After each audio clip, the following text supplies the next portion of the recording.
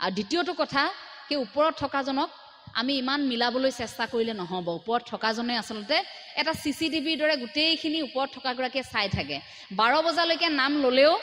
তেওঁ কিন্তু চুৰ কৰিবলৈকে গৈছিল গতিকে চুৰ কৰিবলৈ যোৱা ব্যক্তিগৰাকীক সহায় কৰিব নেকি ভগৱন্তই নকৰে গতিকে ভগৱন্তই বিপদত পেলাইছে কিন্তু ব্যক্তিগৰাকী নিজে আত্মশুদ্ধিৰ জৰিয়তে সেই বিপদৰ পৰা বাচিছে গতিকে আপোনাৰ মোৰ জীৱনতো ভগৱন্তই তেনে পৰীক্ষা লয় সেই পৰীক্ষাবোৰত আপুনি মই কেনেকৈ উত্তীৰ্ণ হৈছো সেইটো এতিয়া ডাঙৰ কথা আপোনালোক প্ৰতিগৰাকী হৃদয়ত কৃষ্ণক কঢ়িয়াই ফুৰিছে আমি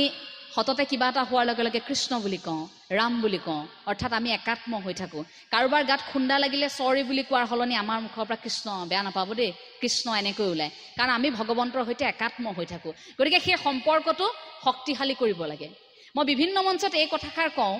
যে ভগৱন্তৰ সৈতে আপোনাৰ সম্পৰ্কটো শক্তিশালী কৰিবৰ বাবে তাত তৃতীয়জন মানুহৰ প্ৰয়োজন নাই ভগৱন্ত আপুনি